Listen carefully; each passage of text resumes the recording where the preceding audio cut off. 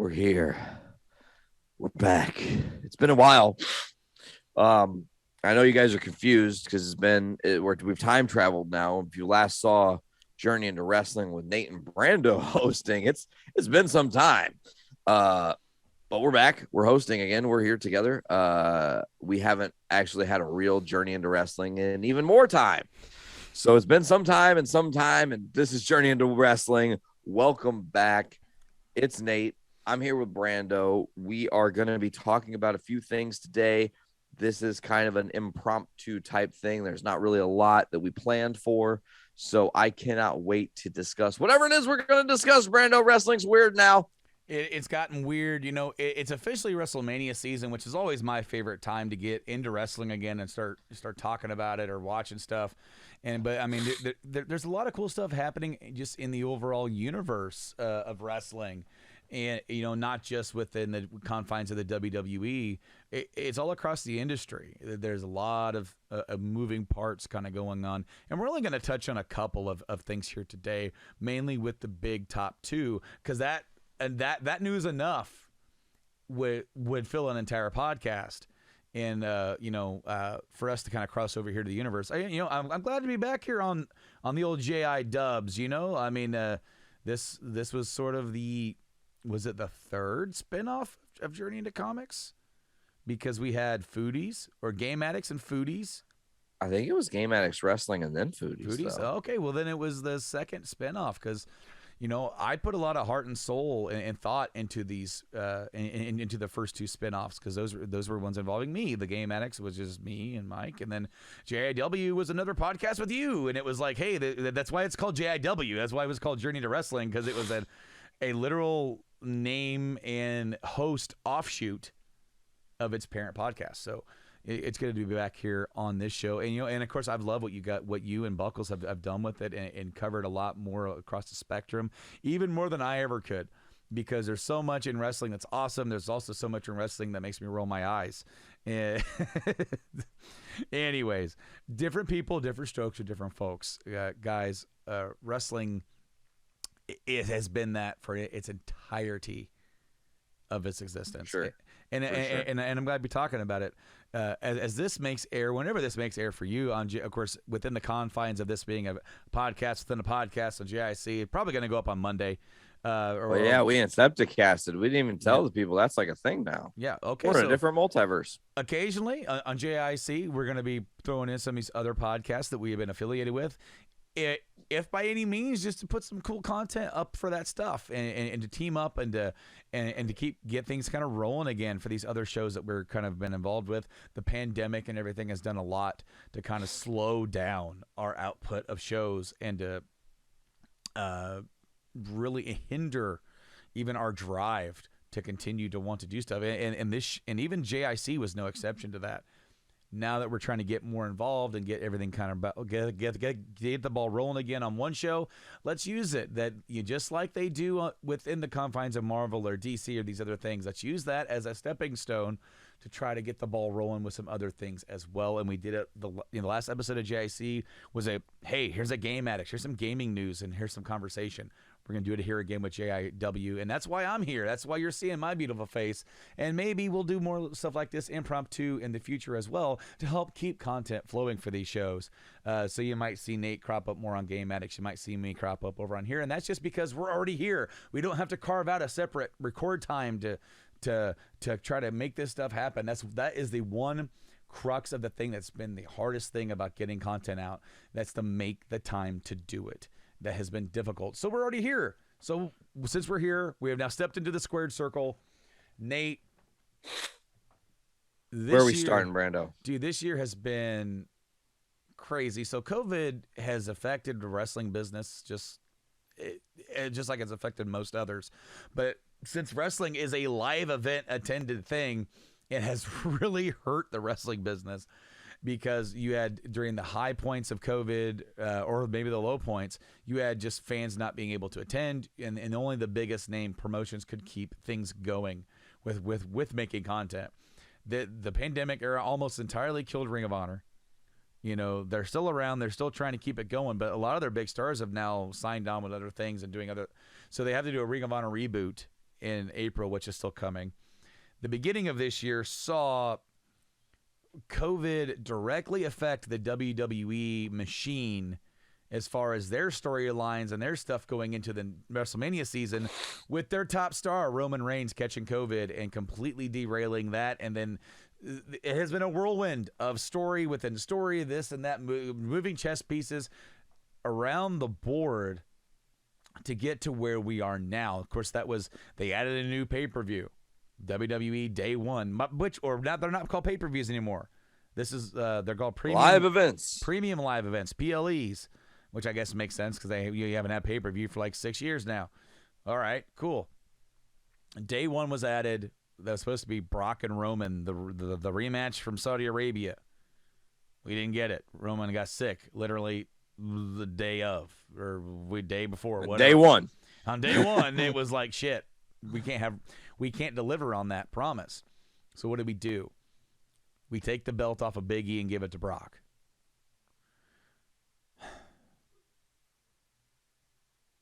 Man, okay. When it's people have opinions and about what they could, shoulda, wouldas, I always try to take a step back and think about what Brando would do. What would I do? If I was in this position, what would I do? It's hard to say. On that day, you have a pay-per-view or a premium live event, and you have Brock Lesnar flying into town without a match. What do you do at the end of it? And I can't honestly say that I don't arrive at the same conclusion. And I'll tell you why. Brock Lesnar, despite the thought that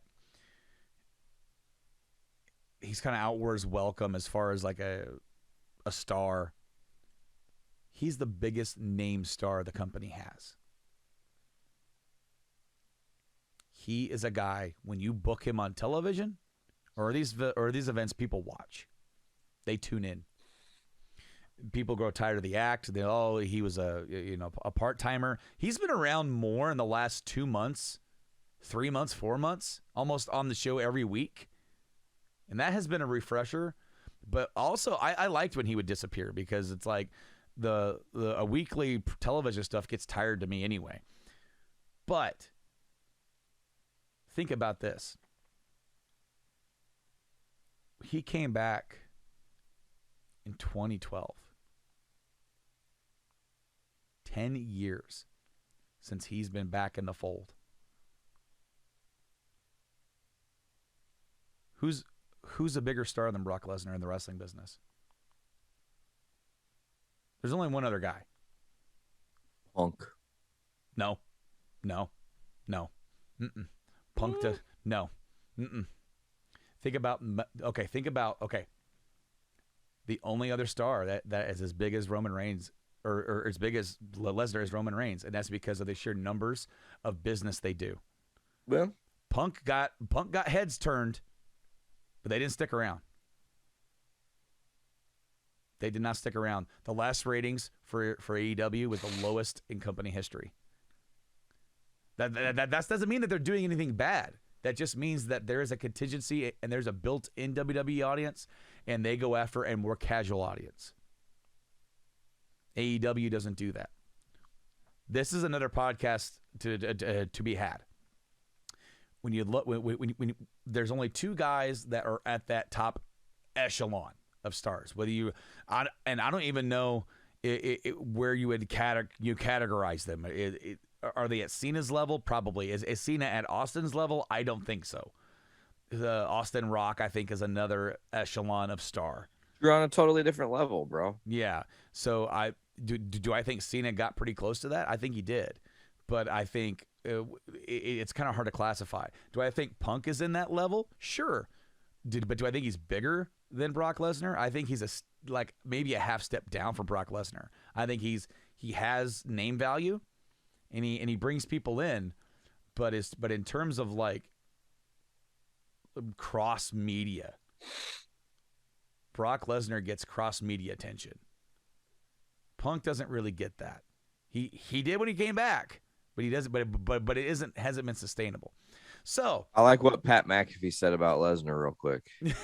He is the alpha of our species. If aliens came down and said, we're going to put our best fighter against your fighter, all the fighters would get a consensus and be like, that fucking guy.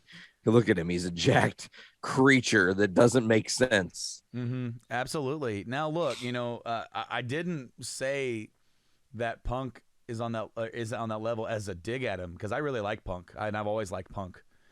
I've been a fan of Punk since the Ring of Honor days, like watching those early DVDs of him when they first came out with the DVDs, and learning who he was, because he was on a Joe DVD that I got, because I got into Joe. And so, like, learning about all those guys back then, I was a fan, and still am. I think Punk is the modern day Roddy Piper. It's probably a good little analogy. With more world titles, though. Well, that, and then also, I think Punk's a better storyteller than Lesnar. But Lesnar's just physically, he's an attraction. How he picked up and threw Matt Riddle in the Rumble like he was a piece of paper was insane. He didn't even let him touch the mat, bro. He caught him and threw him out of the ring. So look, another thing, was Bret Hart an attraction? Depending on your definition, Bret Hart was a great worker and a great storyteller. Hulk Hogan was an attraction. Okay, we have different you have different levels of wrestlers, workers. Like they almost have different classifications within the term sports entertainer / wrestler. What are you? Are you a good worker?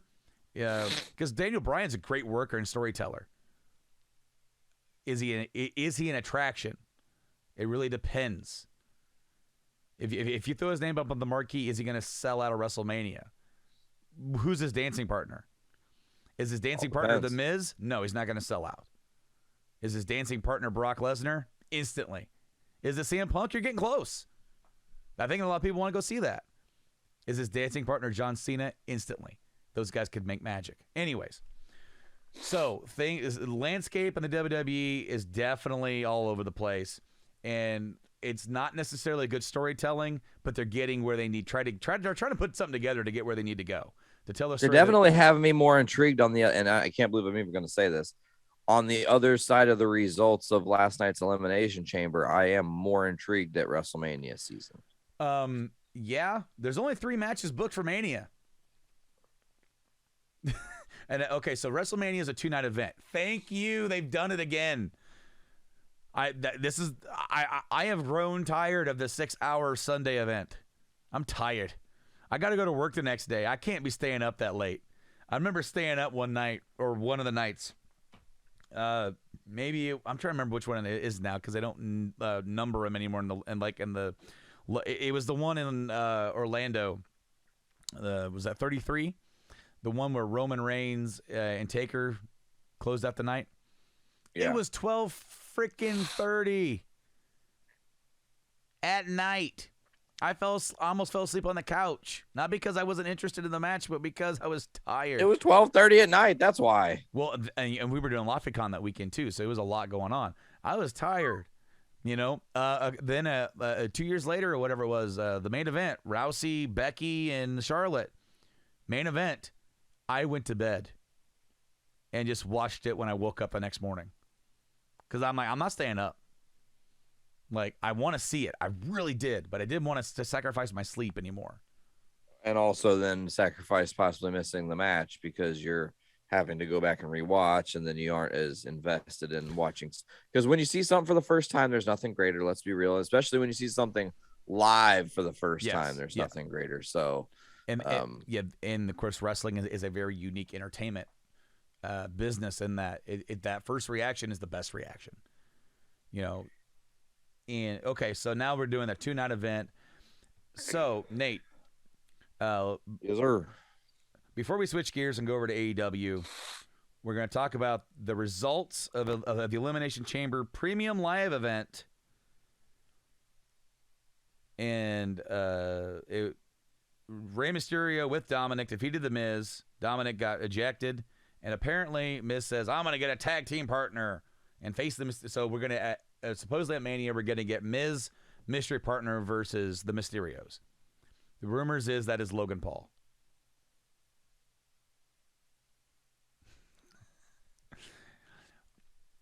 Fail. Epic fail. Anyways. Then we have Roman Reigns defeated Goldberg in 6 minutes with a submission. I was kind of hoping they'd go a little bit more all out here. By the way, I missed the opening match, or not the opening match, the pre-show match, because by the time I got home and got set down because I had to go into work yesterday, Roman was just walking out. So like, it's a Goldberg match. Goldberg's in his 50s. It was as good as it could be without them just spearing the hell out of each other and going crazy, which they still speared each other and hit each other with moves. It was okay, a little underwhelming, but it adds to the mythos of Roman Reigns. Can I just say, Roman's on fire. If I said Brock Lesnar is the biggest star in professional wrestling, Roman Reigns is the best character, and he's on the run of his life. Absolutely, he is where he could have been years ago had they just did what they did and then when they did it. Exactly, and we're getting it now, and I think the company or Vince or whoever is realizing if we keep on this, we're adding him to the echelon of the greats. He doesn't. He's going to hit that level of The Rock where he's such a good heel, he's a face. Yes, that makes sense. He already kind of is. He already kind of is.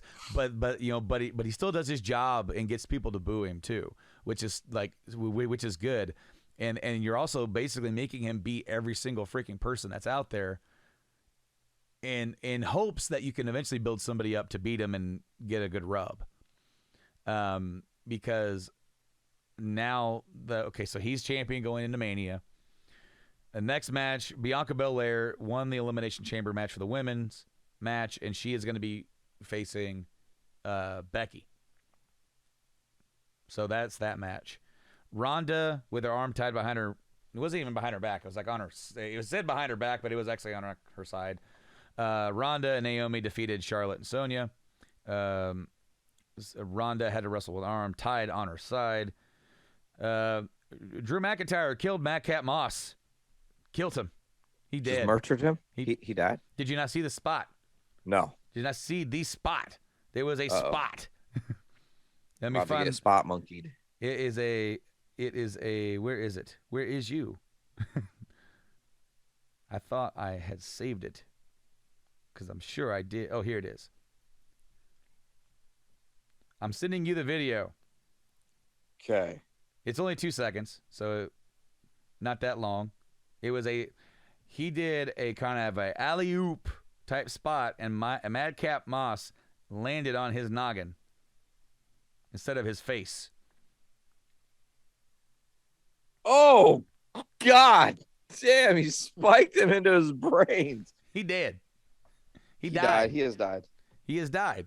And so yeah, Drew McIntyre won that match. That was what we assume is the end of that feud. Maybe who knows? Maybe now we get Drew and Happy Corbin at Mania to kind of wrap up that little feud thing, which would be fine. Drew needs something to do, and he's not in any of the main events. So, but on this show many years ago, we nominated Baron Corbin 7 times for the worst wrestler of the year. And might I say, he has grown on me in spades simply because he's willing to do anything and be absolutely ridiculous and silly. He's not the same guy he was. He's improved immensely in the ring. And the dude genuinely entertains me now. His run last year of being the down on his luck after he lost his crown and he's sad Corbin. That was the funniest shit. He had the worst luck. I almost, and they did this thing where they had him win in Vegas. I almost wish they had done it. I wish they would have just kept it like where he's just still homeless. And he just shows up and he has never showered. I wish they would have kept it because he had his hair growing out. You could have it just be like never washed. It would be the funniest thing. Anyways, I'm a fan of Corbin now. You've won me over.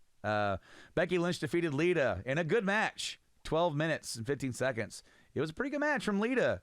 They did a good job of making you middle of the match going, are they actually going to put Lita over? They did not, but it was good. Good. Becky barely squeezed by with the win here. The Usos and Viking Raiders never happened. They flew them over to Saudi Arabia to get attacked in the middle of the aisleway. By who?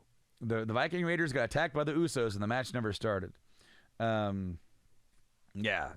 It's just, that was like left me scratching my head. And then Brock Lesnar won the Elimination Chamber match, where Lashley was pulled from the match and never even got in it. So word is in the sheets that Lashley suffered a shoulder injury at the Rumble and has to have surgery. He's going to be out for 4 months. So they knew this, which is why he hasn't wrestled and hasn't defended. And they did this as a means to write him out. A lot of people were like, "Oh, bullshit! There needs to be a real finish." But okay, if Lashley's hurt, this is a way to write him out and keep him strong, I guess, without having him take the L here. And you could still book another big match with him later on and have him be like, "I never lost my title, yabble yabble." But I mean, you kind of had to assume he was gonna. I mean, Lesnar was gonna win that match anyways, right? That is it. I mean, Reigns is the champion. Lesnar is the champion. And they've already said that Lesnar said, "I want to go title for title," and that's kind of what we're thinking. Joe at work, Joe Grimes, he's been on this podcast before, and me and him talk wrestling quite a bit. And he goes, "I kind of wish they wouldn't do it though." He goes, "What would you do if you didn't have Lesnar win? Now that you put him in the match?" And I came up with something. Now, this is not what they're doing. So Brando books a non-existent alternate route. Say they do the same thing. Bobby Lashley gets taken out. So Lesnar comes in. Oh, this was hilarious, dude. So there were 2 pods left. Lashley's pod was not open. It was destroyed because did Seth Rollins or somebody powerbombed Austin Theory into that pod, and it hurt Lashley. And what they said in the show is that he is now in concussion. What they said some term for it. Concussion protocol. Concussion protocol. Like he can't come back. So then it was like, oh, who's coming in next? Dun dun dun dun dun dun dun dun dun dun dun dun dun dun dun, and Lashley's pod. And everyone's like, oh, okay, Lashley. Well, he can't come out. Lesnar got mad and broke his own pod and came out, and then just destroyed everybody. Damn. Lesnar comes out. He F5s Seth Rollins and beats him first thing. Boom. Then he F5s Riddle, beats him. Then he F5s AJ Styles and beats him, and it's just him and Austin Theory left, which is hilarious because Austin Theory's looking at him like, and then he starts running around the entire thing, and then Lesnar's got to catch him, and then he low blows Lesnar, DDTs Lesnar, gets a 1 count. And then Lesnar's getting up with his. Can I just say, Lesnar is so entertaining now, way more than 20 years ago. His face was beat red, and Austin Theory sold that like shit. He was like a bull seeing the red flag. So Austin Theory climbs up the side. Lesnar chases after him, pulls him off of it, and F5s him off the top of the Elimination Chamber pod. Holy shit. Climbs down, drags him in the ring, and pins him. He's dead. Winner. So, if that didn't happen, do everything the exact same, except. So, originally, I said, because, I mean, this is not knowing that Bobby was injured. The last 3 would be Bobby. You'd have Lesnar eliminate everybody except for Seth, Bobby. Those are the only other 2 guys in there. Lesnar keeps throwing Rollins around, but Rollins keeps getting in there. But really, it's the battle of the 2 bulls, right? Trying to one up each other, and it ends up where Lesnar gets an F5 on Lashley, and then a stomp from Rollins that beats Lashley, and then it's like, oh crap! Now it's Rollins playing the cat and mouse thing. Then you have Roman screw Lesnar again. Where then it's like all of a sudden, say that pod's broken. through the broken pod or through the door, in comes Roman, spear, boom. Superman Walks punch, away. boom. And Fist bumps Seth. and then Seth is just staring at him, and then he just looks at him and gives him a little, just even a nod, and then he stomps him, and then Seth wins, and then you could go into the WrestleMania with Seth as champ. Anyway, that's not happening. We getting Lesnar and Reigns. That's the main event. Will they unify the titles to have one title? No, I think they will have Reigns win the title to slay the Beast and the Ghost from his past, which he didn't beat. This is the third time we're getting this match in the main event of WrestleMania. This has only ever happened one other time. 2 times, actually, for a match to go a 3B. Austin Rock got two main events, and then their 19 was not the main event. It was one of the main events. It was like a 4 main event show.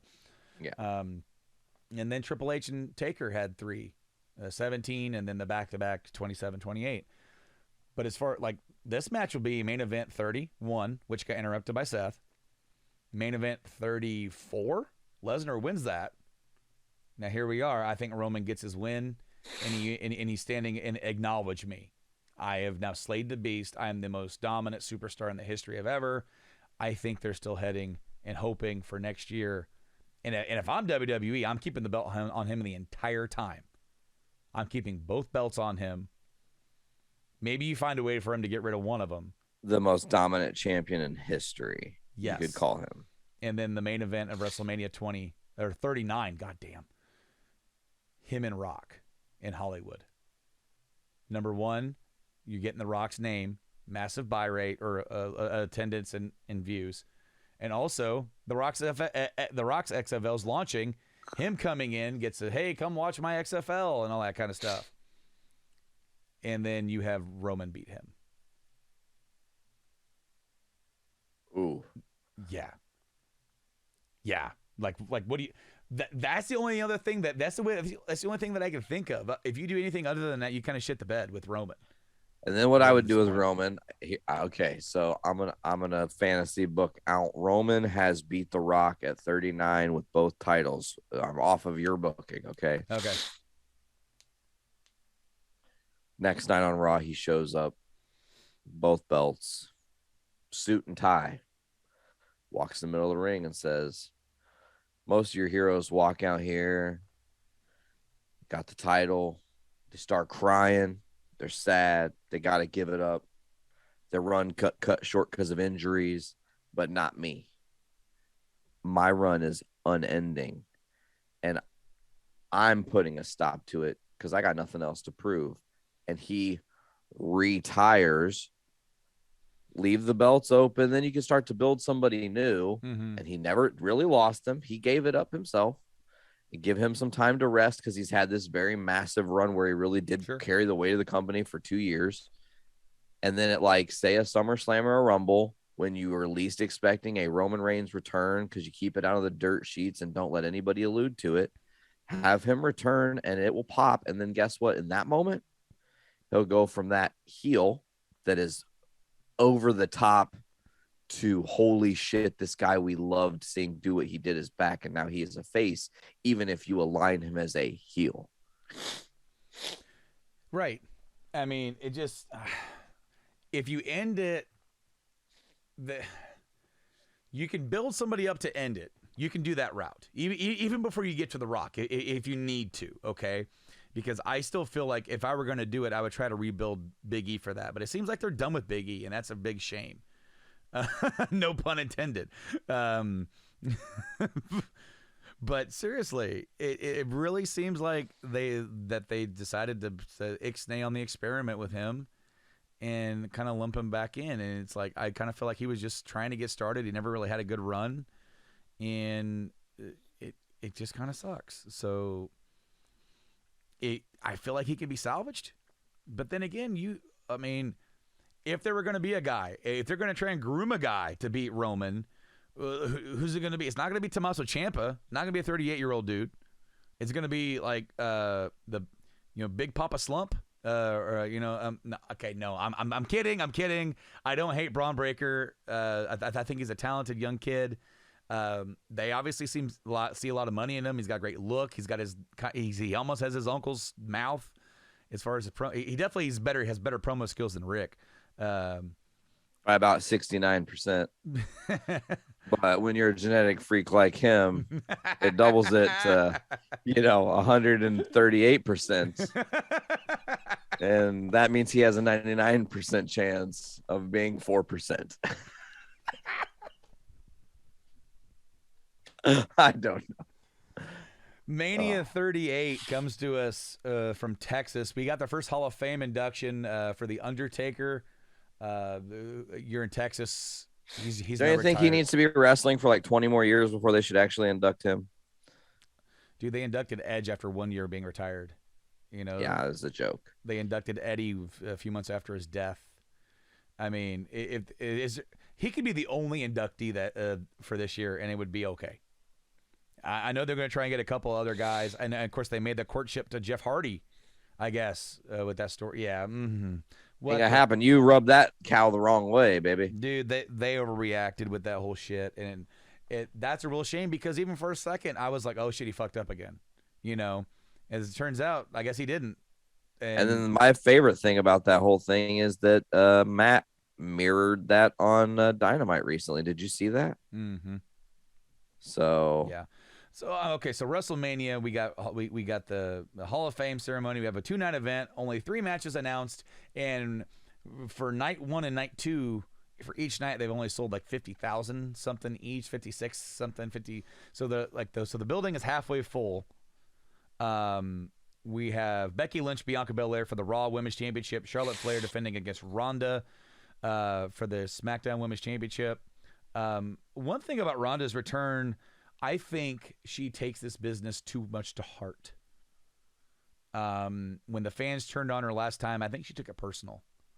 Yeah. And when she got back, from what I hear, they had to have a little talk with her because she's a babyface, and she's kind of has a grudge about them for booing her, and it's like, you got to roll with it. They booed Cena for 15 years, and they chanted "fuck you" to Roman Reigns. Yeah, like only this past summer did Cena ever get real babyface reactions for the first time since his Thugonomics run. So yep. So it's like, just go with it. You're babyface now, whatever.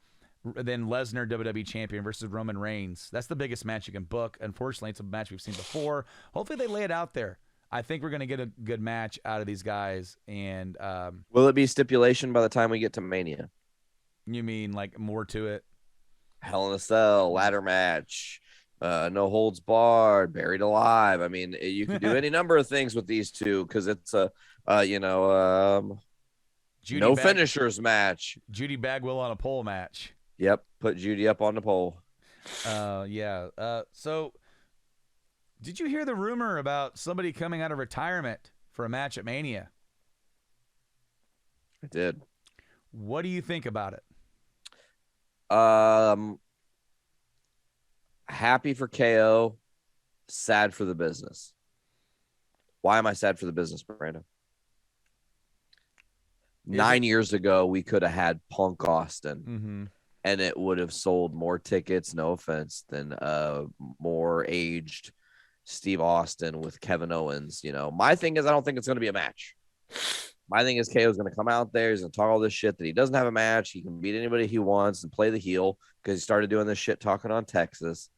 And then the glass will shatter. You'll get a massive pop. Steve will come out on a 4-wheeler, hit the ring, hit him with the stunner, chug some beers, stand him up, hand him a beer, let him drink the beer, hit him with another stunner, and then leave. And that's the spot.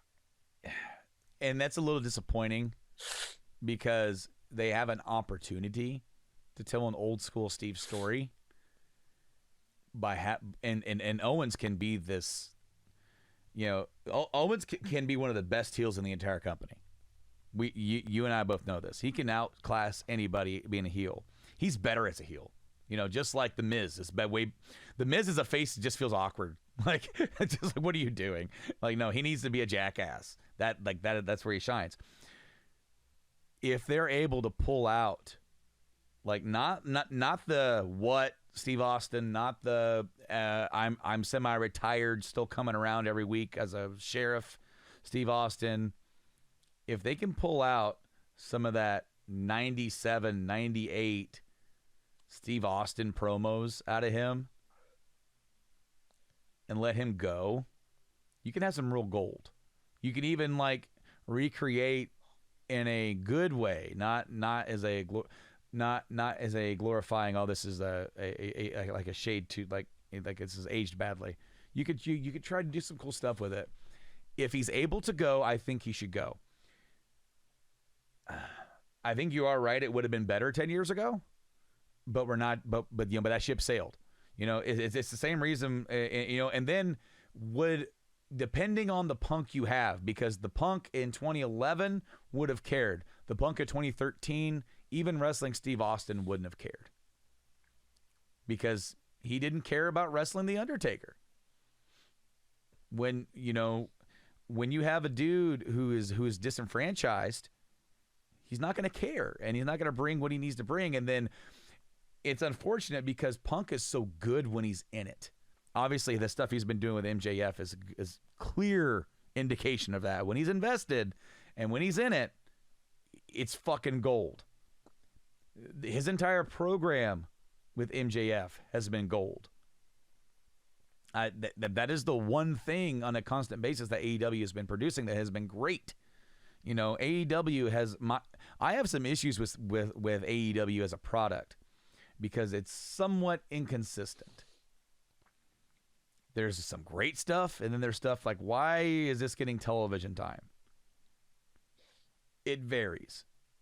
Yeah, you mean like why did they do the big hoopla of having Brandy come out and face Dan Lambert only for them to then a week later leave the company? I think they're really gone. I don't. Couple factors that lead me to believe that they're not. Okay, go ahead. Couple very, very strong factors. First of all, you have had almost this entire year the fans against Cody. Okay. Full stop. Right out the gate, for whatever reason, I don't know if it was the neck tattoo or whatever it was, they're like, man, fuck this guy. So they're on that train, okay? And they decided that's where they're going. And then Cody said, no, but I'm a good guy. And he kind of played the Outlander character from The Boys where he's supposed to be a good guy, but really everyone's like, this guy's a fucking asshole. He's not a good guy at all. And Cody has bought in and sold and played in on that. And people want him to turn heel. And he's even like came straight up and said, I'm not going to or whatever, but it's all in the interest of him being the best heel. What makes him the best heel? What gets the fans to believe Cody Rhodes is for him to sell them on shit. If Cody was going to the WWE for some sort of Mania match, his ass would have been in Saudi Arabia yesterday.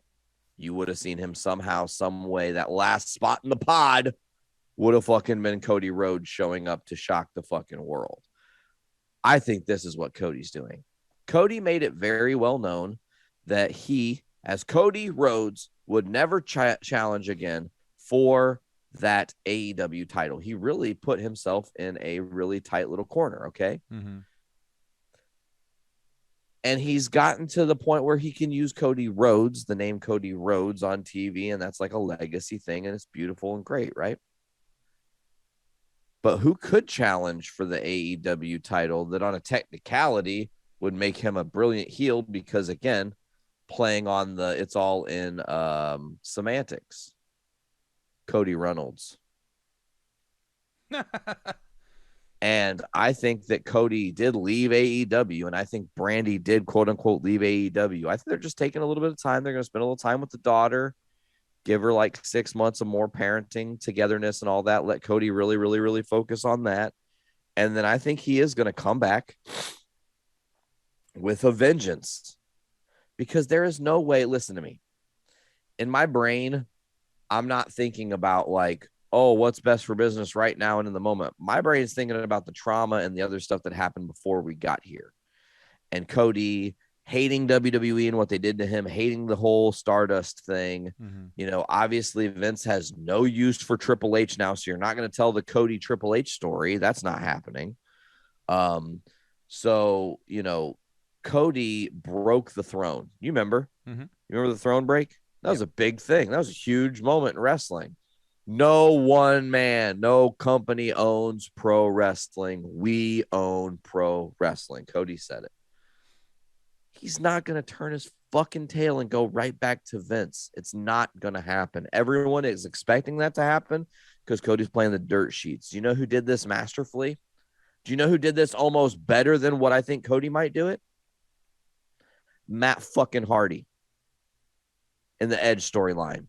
Matt's going to TNA. He's going to leave and go to TNA because he can't be around Lita. He's going to TNA. He's not been on WWE TV in weeks. Boom. He shows up and attacks Edge, and everyone fucking marks out because he was a done deal leaving the company. But he didn't. He was played released. the game. He was released, and then after the bite this thing, where he called in, and that was not planned. And then they had to have a big sit down talk with Adam, Edge, and Matt, and just like everything was, hey, like let's do some business, because obviously Matt didn't benefit from it in the end. At the time, no. I mean, he never ever benefited from that story. That's true. That story never benefited him. It benefited Edge because it built him up. Because what did he do just 4 months later? He was champion. I'm the champ. Yep. He was champion. Now, bringing him back, Vince saw that as a way to help build Edge, and then he has his foil. Like, Matt's the foil, and it's one thing. It's one way or another. Could they be working the dirt sheets with Cody? Yes. I don't think so. I think what happened was money, and that's it. That's it. That doesn't mean that Cody could never come back and do something. In fact, I think he would be a better heel if he went and spent 2 years in WWE being on their television, mixing it up with these guys, and then he comes back and says, I'm bigger than this company. I also could see Cody leaving for a time, right? Leaving AEW. And I think right now, what do you have? What's like one of the biggest talking points in pro wrestling? There's a phrase that has become standard in wrestling now. 3 words: the forbidden door. Mm-hmm. Right?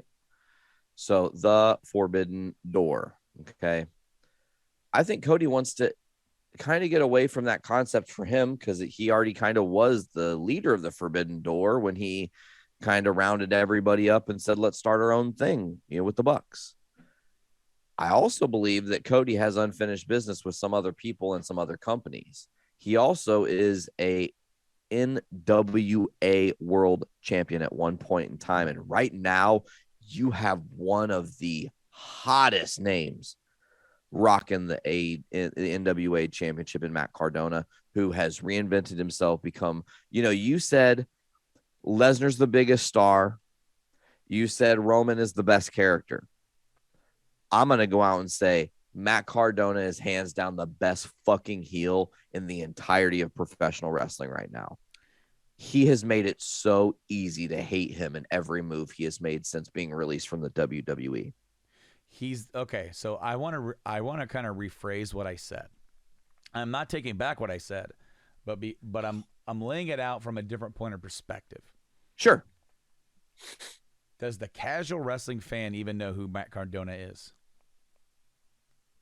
The people who don't follow the dirt sheets, who don't read about what's going on, and they just see what's on TV.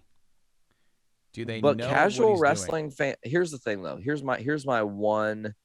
Like, for the most part, I agree with that sentiment. Is if you're only looking at it from people that just tune in and watch television, watching television, right?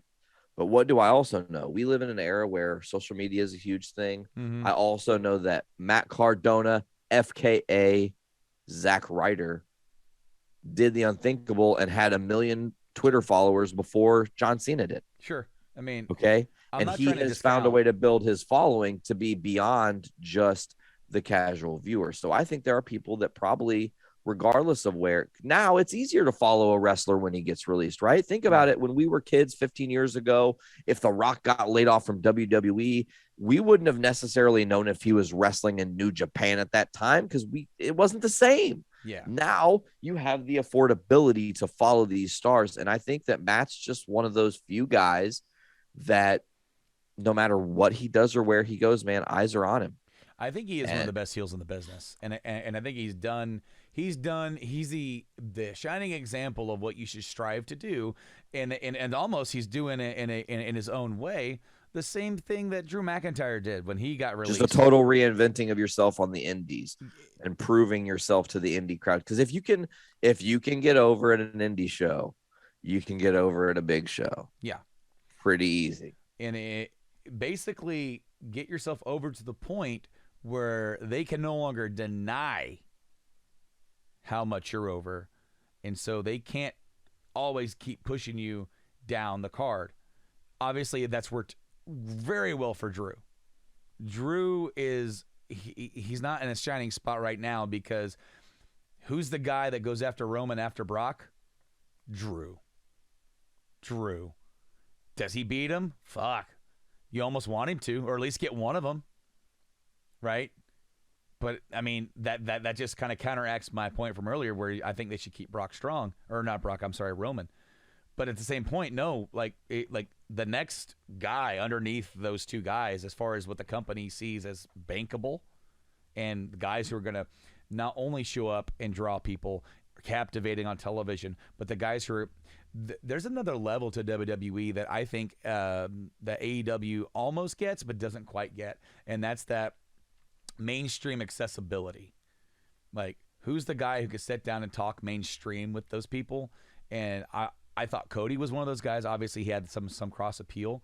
You might have a couple of guys who can, but unfortunately, AEW doesn't have that cross appeal to that level, and it kind of shows in their popularity. They're really big with diehard wrestling fans, and then it kind of tapers off. They get some eyes every now and again. They have some great matches. They have some great programs.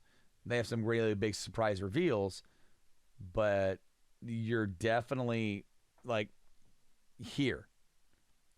And they can move up, but you have to have more storyline cohesion with what you're presenting. You have to have better vision for what's going forward. You have to there is something that Paul Heyman said many years ago as to why UFC was the best professional wrestling product in the entire this is like 10 years ago. It said UFC is the best professional wrestling product on the market because they are doing more of these three things. If you're going to run a promotion, whether it's wrestling, boxing, UFC, MMA, whatever it is, you have to do these three things, and you have to excel at them, and you have to be able to deliver your audience these three things. One, who is fighting? Who are these people? What are their names? Where do they come from? Two, why? What are they fighting for? What's at stake here? Is it a title? Is it a personal issue? Is it a storyline? What is this? And this is something that WWE does every single time, and it's annoying, but it jams it down your throat because then you never forget it. There's a video package before every match on a pay-per-view. It lets you know why they're fighting. If you missed any TV, gives you a reason. Yeah, it gives you everything. And number three, why should I care?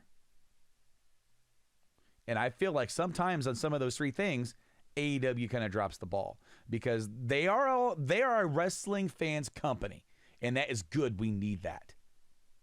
They just need to sprinkle a little more sports entertainment in there too, though. A little bit, not a lot, because it's awesome because now you have places where people can go and get jobs and work.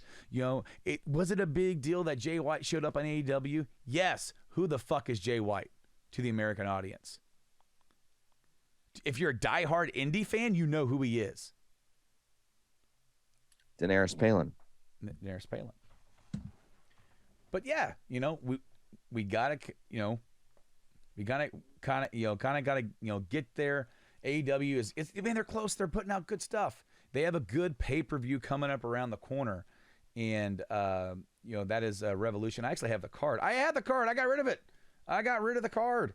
AEW Revolution. Of course, like the best thing on their television has been the CM Punk and MJF storyline. We're getting them in a dog collar match. Cool little callback with that one. You haven't had too many of those. I want to say I've seen more bull rope matches than dog collar matches, but that's going to be pretty neat. So we got that one. We have the big Revolution Face of the Revolution ladder match where Keith Lee showed up versus Wardlow versus Powerhouse Hobbs and a couple other people not to be determined for a future TNT Championship match. Jurassic Express they're going to defend their tag titles probably against I mean, they're probably. Like, is Red Dragon going to be involved in that? What's going on with that? CM Punk and MGF, like I said. Britt Baker versus Thunder Rosa for the title, and then, I mean, big match here. First meeting in AEW. Adam Cole gets his first world title match. Adam Cole versus the other Adam, Hangman Adam Page, for the AEW world title. Oh, Kitty's on the show. Kitty's trying meowing in that microphone. What's up, Kitty? We have our very first podcasting kitty right here on JIW. If you're watching on the video, guys, over either on the JIC Incepticast or on the JIW YouTubes, you saw Nate's kitty hop up on that microphone and sniff around. We're going to be wrapping up here on the show soon. Nate's not feeling too hot, feeling a little under the weather. And so he had this the second Daenerys Pale into the show. I mean, you had to think that some wrestling talk would be able to extend the show just a little bit, maybe another whole hour. You know, there's definitely some opinions. I wish Buckles was here, too, to kind of gauge his opinion about some stuff. But, of course, they are going to be back in full, I'm not sure full swing, but in some sort of swing. Of course, this is the big time of the year. A lot of attention going on from the wrestling business. WrestleMania season is always the best time for that because you get a lot of outside people looking into the business. And if you're anybody in the business, whether you're AEW, whether you're the NWA or GCW or even Ring of Honor, going to be starting up again around April. You want to be on the forefront of trying to get some attention, siphon some of these people over, try and make them sample your product and give them a taste of what you've got to offer. Man, I hope Nate's okay over there. Brando hopping in for the hot tag here. And just the empty chair, the chair of emptiness. So, yeah, what do you guys think? Do you think Cody and Brandy are playing the sheets and that he's not really gone? Or do you I think he's gone. I think it was money, and I think he wanted that big pay, and the money's starting to get strapped a little bit with these big stars that Tony's been bringing in. And I think that was most of it. But, I mean, because we heard all the way going back into about a year ago that Cody's influence backstage has been a little bit different. And that was predating some of this more stirring up the turning heel stuff, people booing him. And so I think it was just a matter of, hey,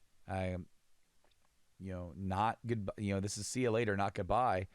And go out there, do something, make a stir, and then when you come back, you'll mean even more to us.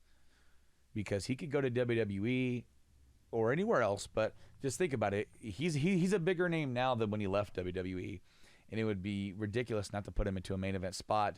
He could be one of those guys that challenges Roman and doesn't win, but challenges him or gets into the mix in the main event and makes a stir, has a couple of years of highlighted WrestleMania matches, and then when he comes back, or maybe he does win one of those world titles, and then he gets that accolade, and if he leaves and goes back to AEW as a massive heel star, because then he could go in there and just now it's another buttload of fresh matches. He's the one guy who left, and abandoned the revolution, abandoned the dream. But you know what? I mean, I definitely don't want to wrap up the show before Nate rolls back, but there wasn't really much else that I had to discuss. I mean, where's he at? Maybe the cat's gonna come back. Maybe the kitty cat will roll back around.